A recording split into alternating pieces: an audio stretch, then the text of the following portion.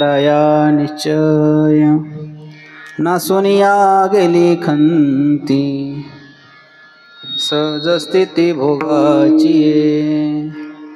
न देखे ते झाले श्रम आले वर्म हाता हे नासोनिया गेली खंती सहज स्थिती भोगाची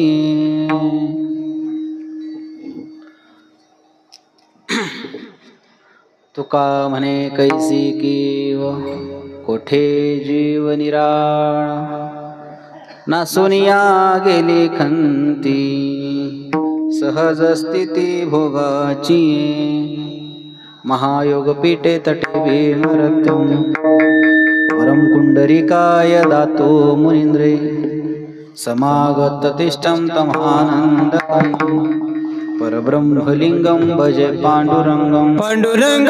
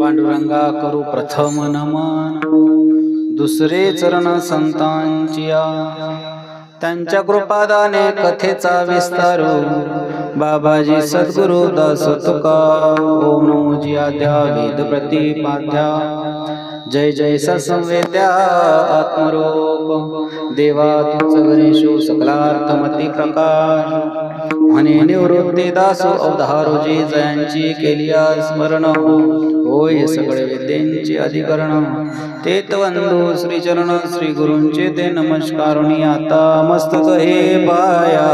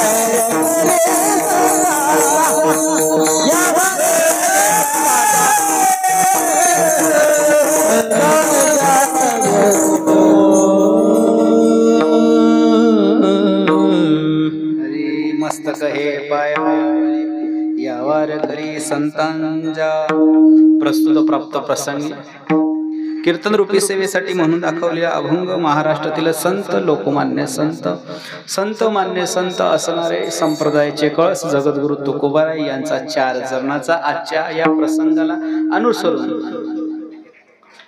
आणि स्थितीपर प्रकरणातील आजचा हा अभंग आहे। आज आपल्या गावातील असणारे रहिवासी वैकुंठवासी द्वारकाबाई यशवंतराव यादव यांचं 23वे पुण्यस्मरण आहे। हो आणि या 23व्या पुण्यस्मरणानिमित्त आजचं हे कीर्तन पुष्प तसा ज्यांचं पुण्यस्मरण आहे त्यांचं पुण्यस्मरण व्हायला पाहिजेच आणि त्यातल्या त्या 23 वर्षापासून अविरत चाललेला आहे हा सोहळा नाही का। गेल्या काही वर्ष 12 वर्ष मला वाटतं 5 दिवसीय या ठिकाणी कार्यक्रम संपन्न झाला, त्यानंतर 2 दिवसीय कार्यक्रम संपन्न झाला आणि हे 23वं वर्ष म्हणजे ज्या 23व्या वर्षी आज या ठिकाणी फुलाचं कीर्तन आणि पुण्यस्मरणाचा हा सुंदर कार्यक्रम सोहळा या ठिकाणी आयोजित केलेला आहे। आदरणीय असणारे द्वारकाबाई यांचा एक परमार्थिक प्रवास आहे। तो परमार्थिक प्रवास खऱ्या अर्थाने परमार्थिक प्रवास असल्यामुळेच ह्या सर्व गोष्टी या ठिकाणी घडून आलेल्या आहेत नाही का। माऊलीच्या सोबत त्यांनी 38 वर्ष त्या ठिकाणी पायवारी केली आणि जो वसा वारकरी संप्रदायाचा पायवारीचा आणि साधू सेवेचा जो वसा त्यांनी त्यांच्या कुटुंबाला दिलेला आहे, त्यांच्या पाठीमागं त्यांचे चिरंजीव म्हणजे आदरणीय तात्या नाही का, ते सुद्धा या ठिकाणी तो अविरतपणे तो वसा या ठिकाणी सांभाळताय। त्यांच्या पाठीमागं आमचे मित्र योगेश महाराज ज्यांच्या माध्यमातून माझं तुमच्या गावामध्ये परत एकदा येणं झालं नाही का।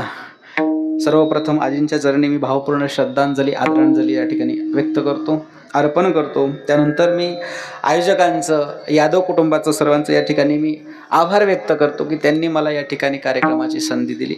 आपण आपल्या कार्यक्रमाकडे वळूया। विठ्ठल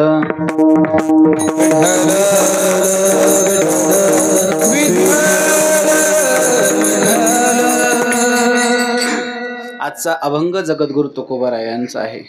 जगद्गुरु तुकोबाराय या अभंगातून एका विशिष्ट स्थितीचं वर्णन करतात। परमार्थामध्ये उच्चतम कोटीची एक स्थिती असते, ज्या स्थितीपर्यंत जाणं प्रत्येकासाठी अनिवार्य आहे, प्रत्येकाने जायलाच पाहिजे, जाऊ नये अशातला प्रकार नाही। त्याशिवाय जीवाला मोक्ष नाही, त्याशिवाय जीव मुक्त होऊ शकत नाही। त्या स्थितीला जोपर्यंत जीव जात नाही। भक्त अनेक आहेत, काय भक्त अनेक आहेत, भक्त नाहीत, भगवंतावर श्रद्धा नाही अशी माणसं सापडणार नाहीत। काय दारुड्या जरी असला त्याची सुद्धा देवावर श्रद्धा असते। कोणाची? दारुड्या सुद्धा दारू पिण्याच्या अगोदर, मी पिली नाही पण मी पाहिलंय तसं, हा तुम्ही माझ्याकडे बघणार नाही का। दारुड्या ज्यावेळेस दारू पितो, दारू पिण्याच्या अगोदर तो त्या दारूमध्ये 2 बोटं त्याला सुद्धा वाटतं नैवेद्य जावा, नैवेद्य कसलाही असो पण जायला, ही त्याची श्रद्धा आहे। श्रद्धा दारुड्याकडे सुद्धा असते। चोर असतो का चोर, तो चोर सुद्धा चोरी करण्यापूर्वी देवाला प्रार्थना करतो, देवा सुखरूप पार पडू दे रे।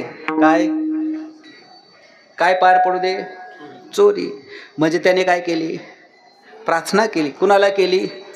मग श्रद्धाहीन अंतकरण चोराचंही नसतं, दारुड्याचंही नसतं। आपण तर वारकरी आहोत, आपल्याही अंतकरणामध्ये श्रद्धा आहे, यात शंका नाही।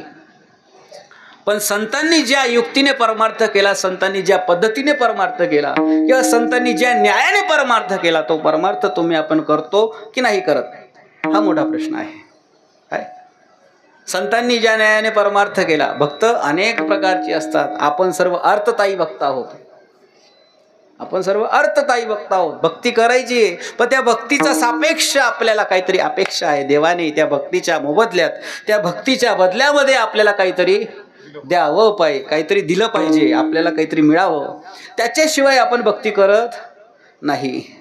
आणि काही मुमुक्षु असतात, काही जिज्ञासू असतात। तुकोबाराय मुमुक्षु असलेल्या भक्ताचं वर्णन या ठिकाणी करताय, तुकोबाराय त्या बद्ध असलेल्या जीवाचं वर्णन करताय। आपण सर्व बद्ध आहोत, आपण सर्व बद्ध आहोत। बद्ध आहोत का बद्ध? जरा कल्पना करा, आपण प्रपंचामध्ये एवढे आसक्त झालेलो आहोत, की आपल्याला प्रपंचातून सुटका करून घ्यायची का नाही करून घ्यायची, ही सुद्धा आपल्याला सवड आता, ही सुद्धा सवड राहिलेली नाहीये. हे सुद्धा आपल्याला जाणीव नाहीये की आपण याच्यातून आपल्याला स्वतःला सोडवायला पाहिजे की आपण असंच राहायला पाहिजे. नेमकं आपण स्वतःला त्या ठिकाणी बांधून ठेवलंय. वस्तुस्थिती प्रपंचाचा आणि तुमचा तीळ मात्र संबंध. माकडाने एका झाडाला आलिंगन द्यावं आणि स्वतःच्याच हाताची गाठ स्वतःने मारावी, अशा पद्धतीची नाही का. माकडाने झाडाला आलिंगन द्यावं आणि स्वतःच्या हाताची गाठ स्वतःच मारावी आणि त्या झाडाला म्हणावं सोड मला, सोड मला, सोड मला. झाड कधी सोडणार आहे? झाड सोडणार कारण झाडाने पकडून ठेवलं. मग कोणी अडवून धरलंय तिथं? मुक्त होता परी बडे झाला बद्ध, घेऊन या छंद माझे माझे. काय तुम्ही मुक्तच आहात. अमरहा अमरहा अमरहा खरा, तुम्ही मुक्तच आहात, पण तुम्ही आसक्त आहात. आणि आसक्त असल्यामुळे अपेक्षा तुमच्या ठिकाणी भरपूर असल्यामुळे तुम्ही बद्ध अवस्थेमध्ये जगत आहात. वस्तुस्थिती तुम्ही मुक्त आहात. मग आपल्याला या प्रपंचातून आपली जर सोडवणूक करून घ्यायची असेल तर काय करावं लागेल? संसार बंधन तोडावे हरे, संसार बंधन तोडावे.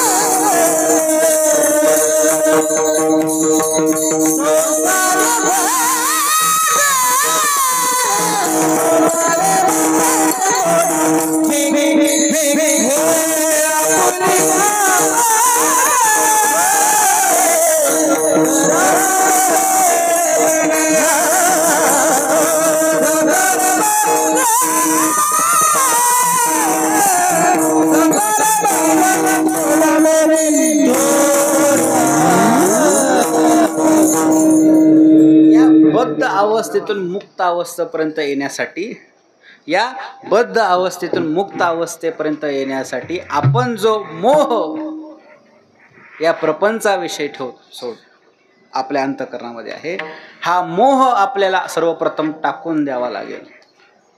कारण प्रत्येकाला मोह, या मोह नावाच्या पाशाने असं बांधून ठेवलेलं आहे.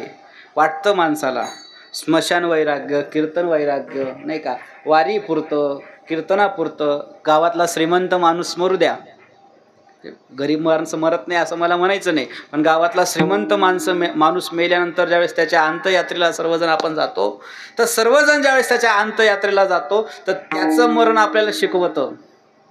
गावातला श्रीमंत माणूसही मेला, किती होतं त्याच्याकडे, काही सोबत नेलं नाही, सर्व काही टाकून गेला. त्यावेळेस वाटतं माणसाला की आपण प्रपंचाचा मोह न करता, श्रीमंत माणसंही मरतात तर आपण का म्हणून मोह करावा. आपल्याला तेवढ्या वेळापुरतं, तेवढ्या काळापुरतं आपल्याला वाटतं, आपल्या अंतःकरणाला ते झोंबतं आणि तिथं आपण तयारी दाखवतो की आता इथून पुढे फक्त आणि फक्त परमार्थामध्ये जीवन व्यतीत करणार, परमार्थाशिवाय काही करणार नाही असं तिथपर्यंत वाटतं आपल्याला. पण एकदा का त्या स्मशानातून बाहेर पडलो आणि परत घरी आलो, घरी आल्यानंतर पुन्हा आपल्याला प्रपंच कसा लगेचच चिटकतो. म्हणजे फार काळ त्याला लागत. ते स्मशान वैराग्य तेवढ्या काळापुरता आपण त्याला सोडतो, पण सोडण्याची आपली इच्छा होत नाही. खऱ्या अर्थाने आपण त्या ठिकाणी बंधनात नाहीतच, पण बंधनात आपण स्वतःच त्या ठिकाणी स्वतःला बांधून घेतलेला आहे. आपण बद्ध अवस्थेमध्ये आहोत आणि ही बद्ध अवस्था म्हणजे देहवृत्ती. काय बद्ध अवस्था म्हणजे देहवृत्ती. मी अमुक गावाचा अमुक व्यक्ती, आणि ही देहवृत्ती खऱ्या अर्थाने तुम्हाला मोक्षापासून वंचित ठेवत असते. म्हणून आपल्या महाराष्ट्रातील संतांनी सुंदर त्या ठिकाणी म्हटलंय, ऐक मानवा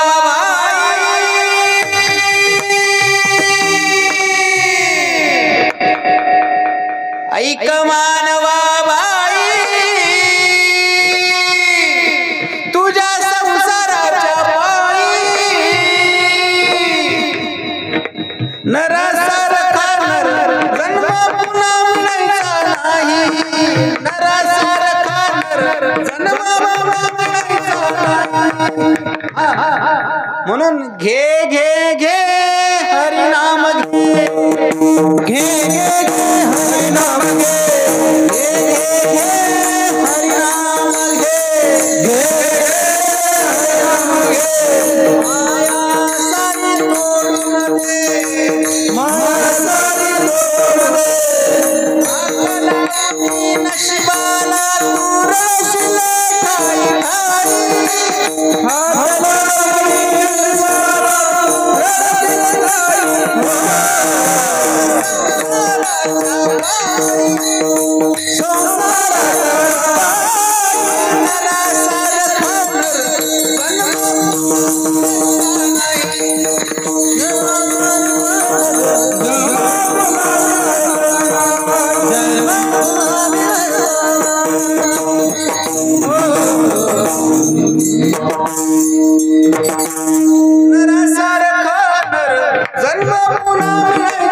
ठाई मनुष्य जन्म अनमोल है मिट्टी में ना रोल रे जो मिला है फिर मिलेगा कभी नहीं मनुष्य जन्म एकदा मिळतो पुन्हा तो मिळत शेवटचे बाळ एक मनुष्य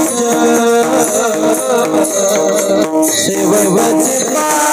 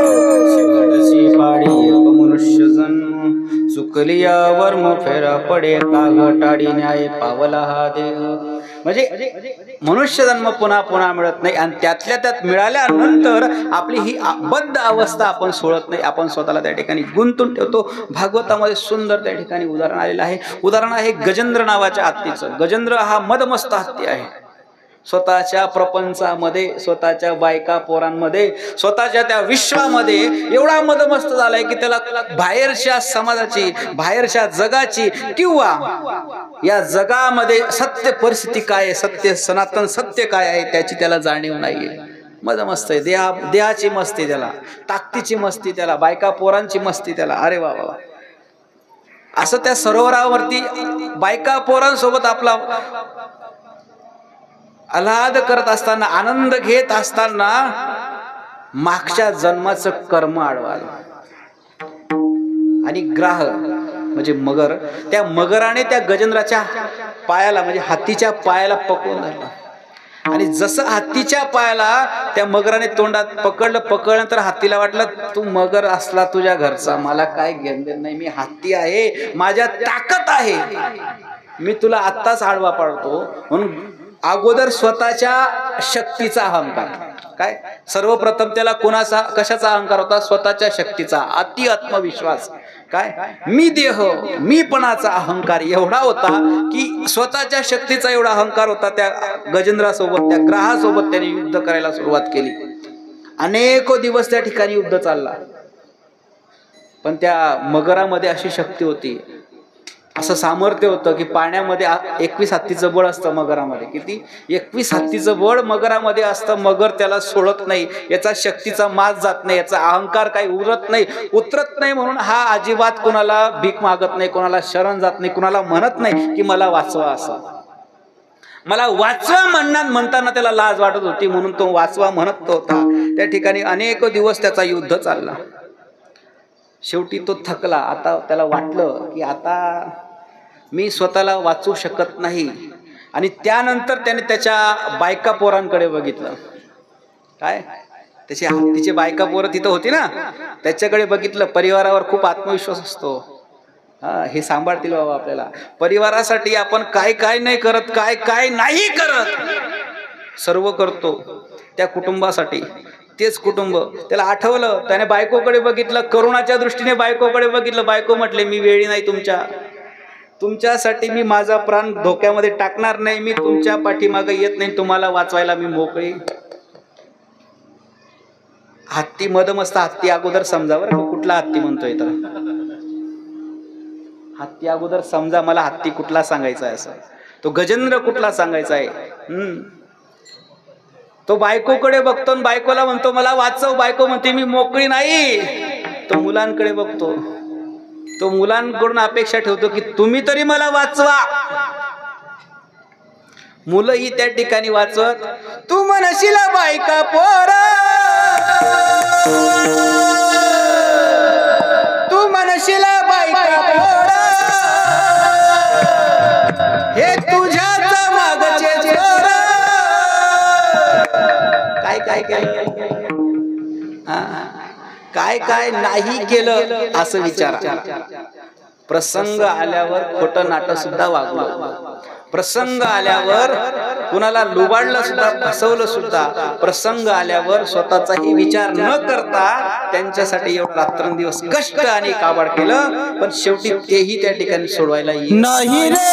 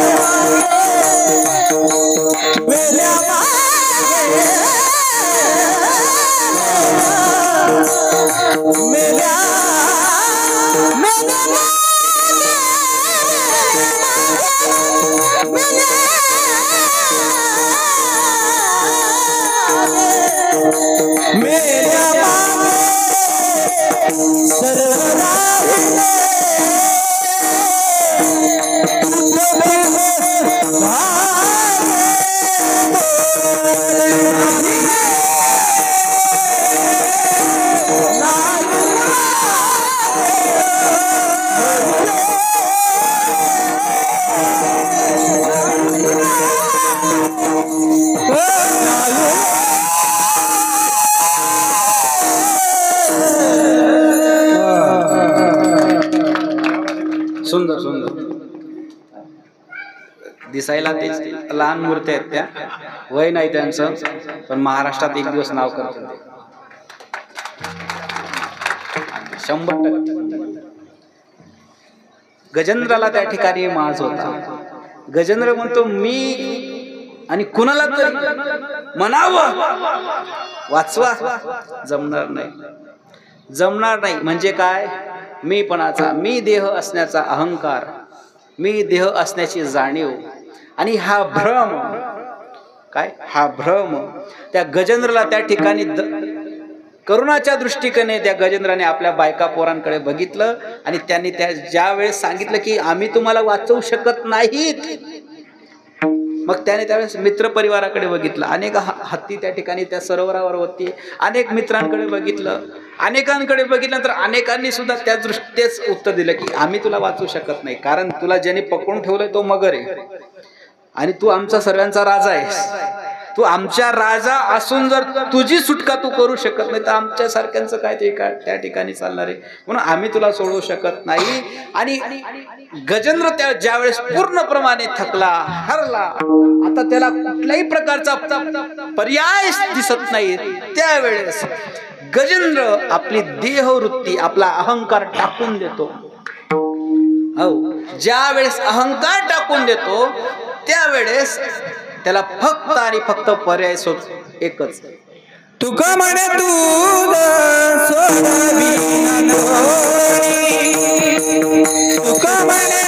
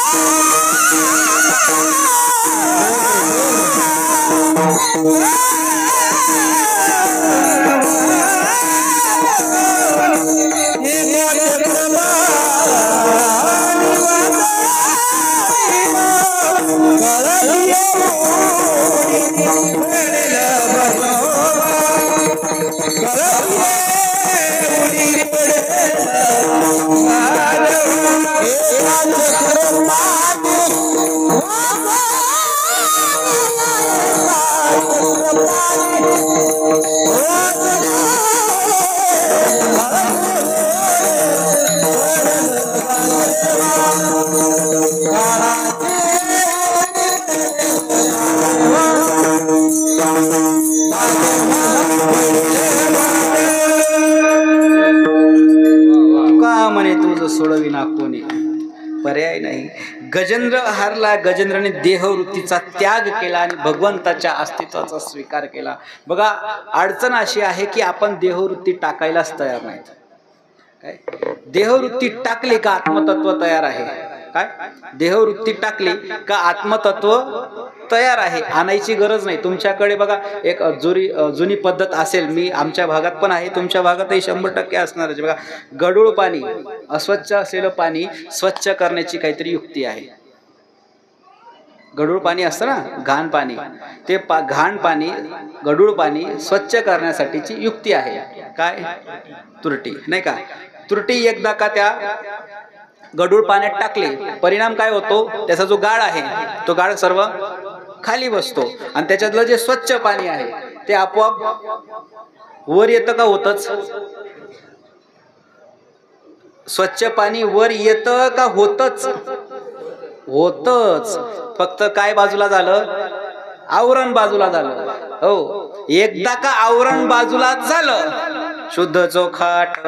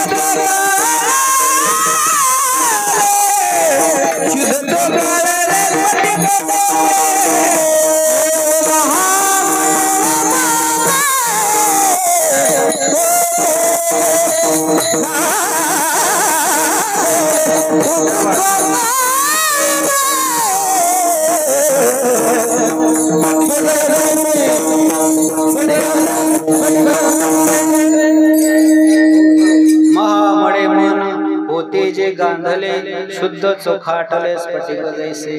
देहवृत्ती टाकून दिली का आत्मवृत्ती त्या ठिकाणी तयारच असते.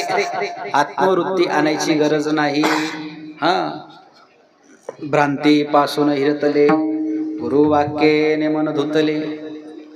अगदी सहज.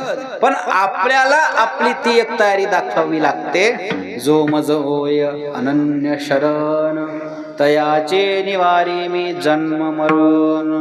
तया लागे शरणांगत शरण मी एकची पार्था. बघा शरण जाण्याची सुद्धा एक पद्धत आहे. समर्पक भाव कसा असावा. समर्पक भाव असा असावा ज्याप्रमाणे बीजाचा मातीच्या प्रती असतो. काय समर्पक भाव ज्याप्रमाणे बीजाच्या मातीसाठी असतो. बीज ज्यावेळेस त्या मातीला समर्पक देतं त्यावेळेस ती बीज रूपात उरत स्वतंत्र अस्तित्व शिल्लक ठेवत नाही. मी बीज म्हणून बाजूला शिल्लक राहील अशातला प्रकार नाही. बीज ज्यावेळेस मातीला समर्पक देतं त्या समर्पणानंतर बीज डायरेक्ट माती रूपात होतं. बीज म्हणून स्वतंत्र ओळख त्याची ठेवत आपल्याला आपली स्वतंत्र ओळख टिकवायची. मी देह आणि ही स्वतंत्र ओळख ही सूक्ष्म अहंकार आपल्या ठिकाणी असल्यामुळे आपल्या शरण जाण्याच्या पद्धतीमध्ये बाधा आणतं. आपल्या त्या शरण जाण्याच्या क्रियेमध्ये अडचण आणतं. शरण जर जायचं असेल तर भाव तो समर्पक असावा. त्या बीजाप्रमाणे असावा ज्याप्रमाणे बीज मातीला समर्पण देतं. समर्पण दिल्यानंतर बीज रूपाला शिल्लक राहत नाही. माती स्वरूप त्या ठिकाणी स्वीकार करून घेतं. त्या न्यायाप्रमाणे तुमचा आपला प्रत्येकाचा देहवृत्ती त्यागण्याचा विचार असावा. म्हणजे देहवृत्ती टाकून देणं म्हणजे टाकूनच देणं. परत माघारी येत नाही. परत पुन्हा देहवृत्तीवर येणे नाही. याला म्हणतात समर्पक भाव. आणि ज्यावेळेस गजेंद्र तो मदमस्त हत्ती अहंकाराने माजलेला हत्ती त्यावेळेस मीपणा टाकून देतो आणि फक्त मुखाने फक्त नारायण म्हणण्या अगोदर फक्त ना म्हणतो. यंत शिल्लकच असतं. एवढ्याच काळामध्ये गजेंद्राचा दावा तू केला विठाई. गजेंद्राचा दावा तू केला विठाई. गजेंद्राचा दावा तू केला विठाई. गजेंद्राचा दावा तू केला विठाई.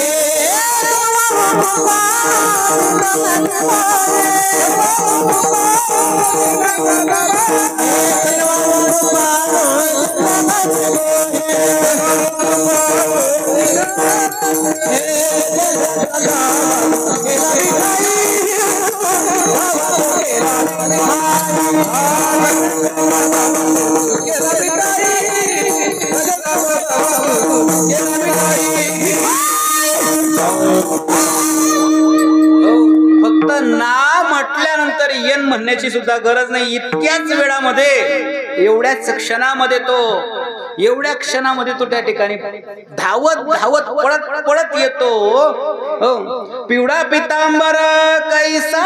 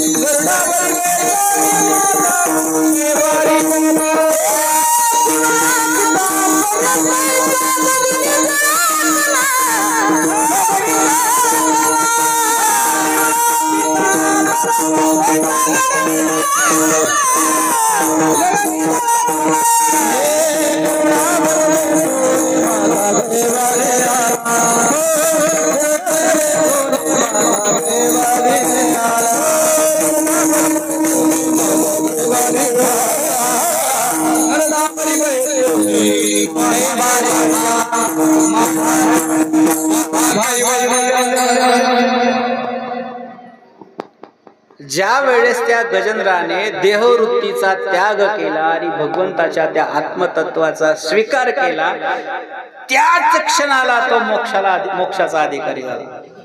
किती ताकदीने तुकोबाराय म्हणतात, मोक्ष मागरी कामारी ते दासी. काय सामर्थ्य असेल परमार्थाचं. तुम्ही आपण सर्व देवाला घाबरतो म्हणून एवढी वाट सोडली, देवाकडे पाठ करू नये म्हणे. ही जी वाट सोडली का, हे प्रतीक आहे आपल्या परमार्थामध्ये परिपक्व नसल्याचं. हे प्रतीक आहे. देवाकडे पाठ करत तिकडे देव, इकडे काय. आणि हरिपाठामध्ये आपण उड्या मारतो, भरला गण दा. देवाकडे पाठ करत मग तिकडे देव, पुढे काय. मग पुढे काय पुढे देव नाही का, आहे का. मग इकडे तर आता कसं काय करायचं. तिकडे देव नाही, इकडे देव आहे. इकडे देव नाही, तिकडे देव आहे. म्हणजेच काय, देवाच्या बाबतीत आपली संभ्रम अवस्था शिल्लक आहे. अजूनही देव नेमकी जी कन्सेप्ट आहे, देव नावाची जी कन्सेप्ट आहे ती अजूनही आपल्या डोक्यात बसलेली नाहीये. म्हणून तर निदैवाच्या परी लोह्या रुतल्या सहस्रावरी, वरी बैसुनी दरिद्र्या जेवी. आपण सर्व दरिद्र आहोत. त्या बाबतीत अजूनही देव नावाची कन्सेप्ट, ते जे देव नावाचं सूत्र आहे ते अजूनही आपल्या हातात सापडलं. म्हणतो आपण अभंगांच्या माध्यमातून, भजनाच्या माध्यमातून आपण म्हणतो, पण अजूनही त्या बाबतीत जो निश्चय व्हायला पाहिजे तो निश्चय न झाल्यामुळे आपण तुकोबारांसारखं ठाम मताने बोलू शकत नाही. मोक्ष आम्हा घरी कामारी त्या दासी. तुकोबाराय म्हणतात, मी मोक्षाचा अधिकारी झालो, मी मोक्षाच्या अधिकारी झालो. कारण आहे विचारा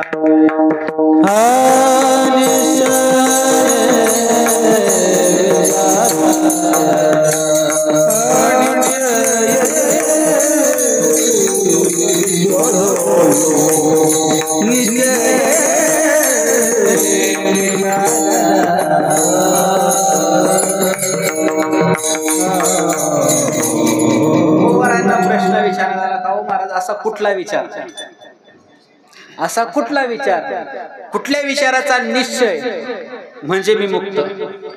काय असा कुठल्या विचाराचा निश्चय करायचा आहे म्हणजे जीव मुक्त दशेला जाईल. तुकोबाराय सांगतात, सोपा विचार आहे. कसा विचार आहे, सोपा विचार आहे. मी देह नाही. काय, मी वासुदेव मी वासुदेव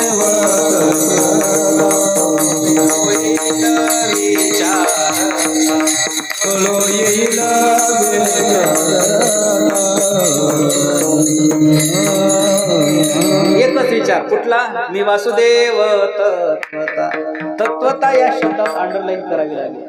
तत्वता म्हणजे आधी होता, आता आहे आणि येणाऱ्या काळात सुद्धा राहील, ज्याच्यात कुठल्याही प्रकारचा बदल घडत नाही, ते तत्वता. तत्वमसी विद्या ब्रह्मानंदी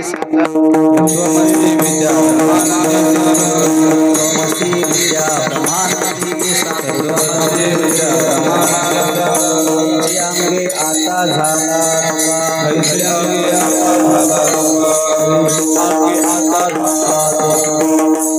तत्वमसी विद्या ब्रह्मानंदी सांग, त्याची अंगे आता झाला तुका. तुकोबाराय सांगतात की ह्या विचाराचा जर निश्चय केला, परिणाम असा होईल की तुम्ही आपण मरणाच्या बंधनापासून सुटू. मग मला प्रश्न असा विचारायचा आहे, जे मृत्यू लोकात जन्माला आले ते मरणार नाहीत का? मरणार तर सर्वच जण आहेत. माझ्या सकट काय मरणार तर सर्वच जण आहेत. मग तुकोबाराय सांगतात, मरणाच्या आधी काया सुटली म्हणजे नेमकं झालं काय, नेमकं ते गणित काय, सूत्र काय आहे. मरणाच्या आधी काया सुटली म्हणजे मी मरू शकत नाही. मी वासुदेव तत्वता, मी आत्मतत्वाचा आहे. या उपाधी माझी गुप्त चैतन्य असे सर्वांगत. मी माझ्या स्वरूपाची ओळख केल्यामुळे, आता मी मरू शकत नाही, मरत ते देह. काय मरत ते देह. जैसे जीर्ण वस्त्र सांडिजे मग नूतन वेढीजे, तैसे देहांतर स्वीकारिजे चैतन्य नाथे. मी मरू शकत नाही, नैनम छंदती शस्त्राणी नैनम दहती पावका. मी अमर आहे, अमर आहे, अमर आहे, म्हणून मी मरू शकत नाही, म्हणून मरण हाती सुटली काय अभंग.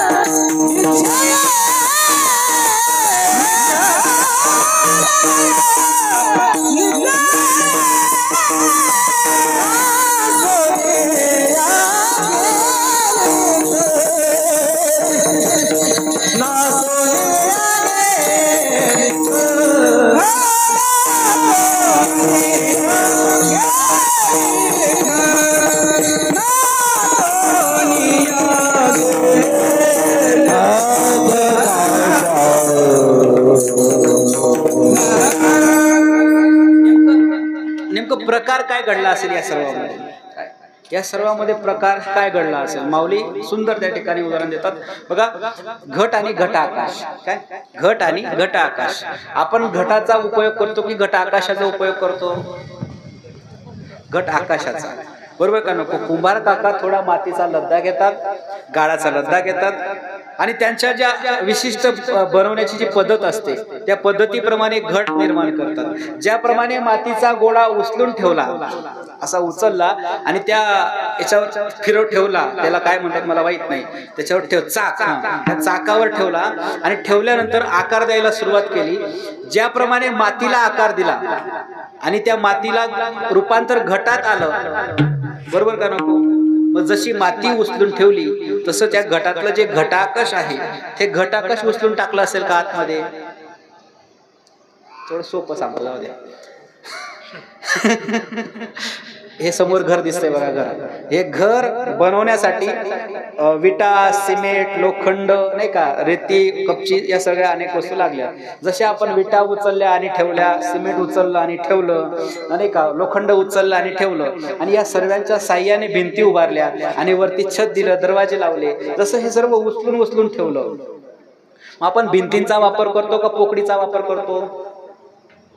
पोकळीचा वापर करतो. मग जशा आपण विटा उचलून ठेवल्या, लोखंड उचलून ठेवलं, दरवाजा उचलून ठेवला, तशी जी आतमध्ये पोकळी आहे जिचा आपण वापर करतो, ती पोकळी बाबा अशी 4-5 आणि अशी 4-5 लोकांनी हातात धरून मग तिला आत घातलं, असं आहे का? नाही ना. पोकळी आधीपासून होती.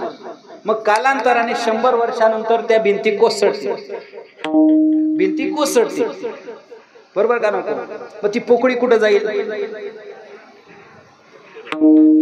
आधी होती, आता आहे आणि पुढेही राहील. मग काय पडलं? घर पडलं का पोकळी पडली? भिंती पडल्या का पोकळी पडली? भिंती पडल्या, पोकळी पडत नाही. आत्मा मरत नाही, या भिंती पडतात. विठ्ठल विठ्ठल विठ्ठल.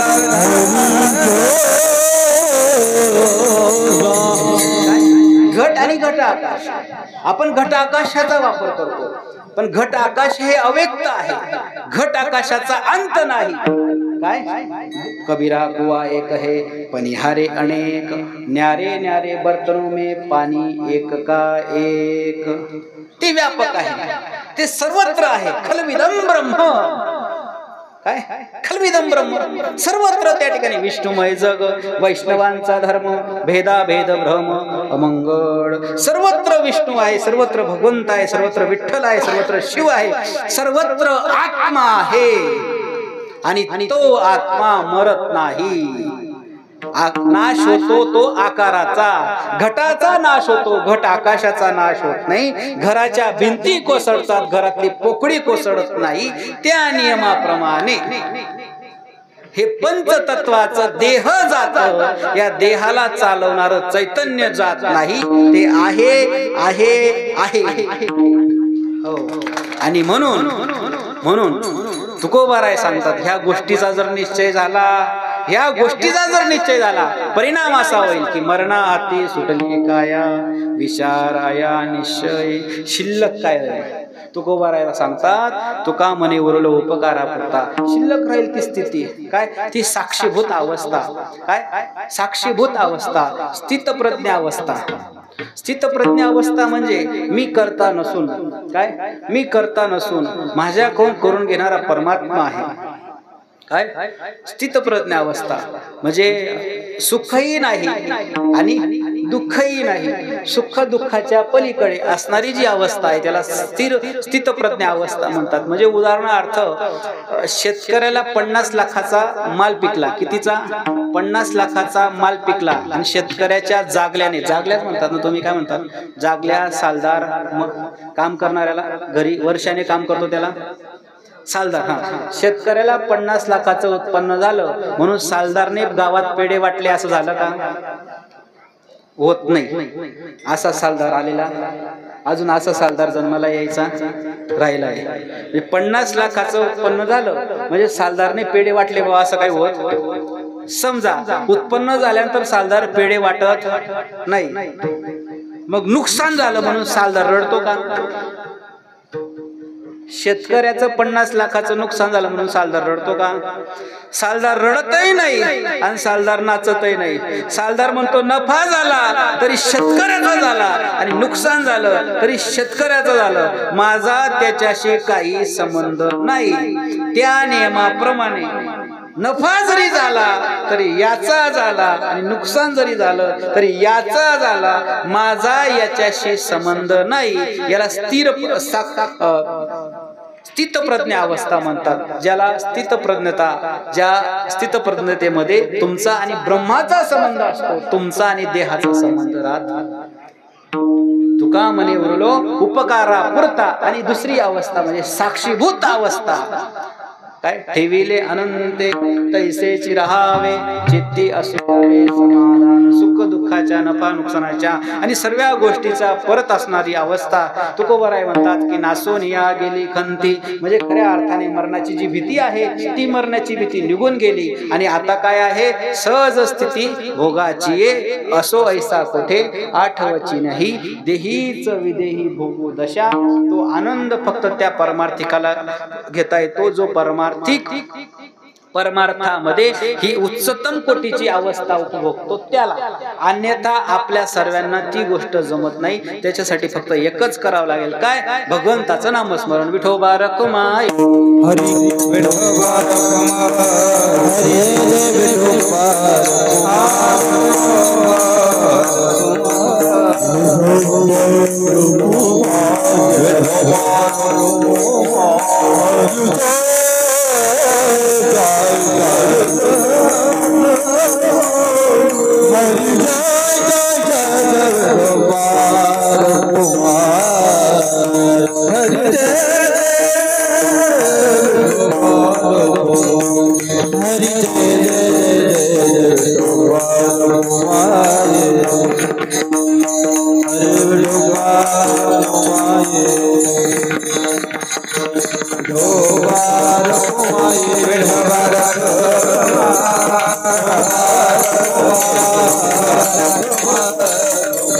Bye.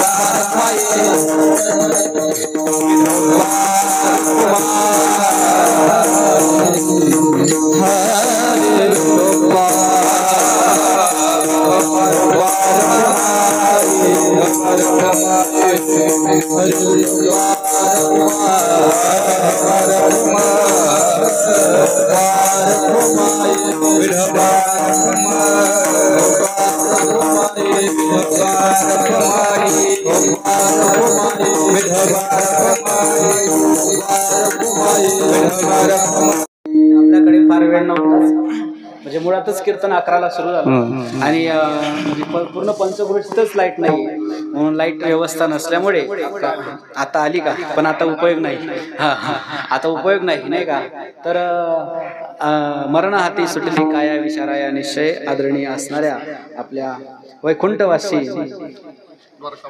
द्वारकाबाई यशवंत यादव यांच्या चरणी ही कीर्तन पुष्प या ठिकाणी मी समर्पित करतो.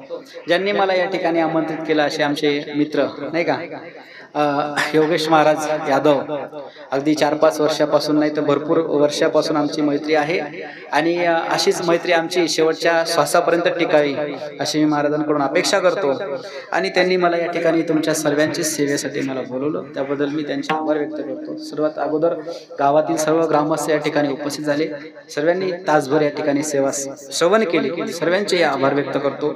आपल्या या वारकरी शिक्षण संस्थेचे लहान लहान ते विद्यार्थी आणि तसेच आमची महाराज मंडळी, सुंदर गायन दोघांचं आहे, भागवत महाराज आणि दत्ता महाराज, आणि मृदुंगाचार्य आमचे सोमनाथ महाराज. अगदी सुंदर मृदुंग वाजवतात, सुंदर वातावरण तयार झालं, सुंदर सर्वांनी साथ केली. आमचे कीर्तन महाराज असतील आणि सर्वांचे या ठिकाणी आता नाव घेणं माझ्यासाठी शक्य नाही, पण सर्वांचे या ठिकाणी आभार व्यक्त करतो. उर्वरित राहिलेला जो अभंग आहे की त्याच्यावरचं चिंतन आहे ते पुढच्या वेळेस आपण बघू, म्हणजे पुण्यतिथीला नाही, दुसरा कुठला प्रसंग आल्यावर बघू. नको प्रसंग नाही. म्हणून या ठिकाणी थांबतो. ज्ञानेश्वर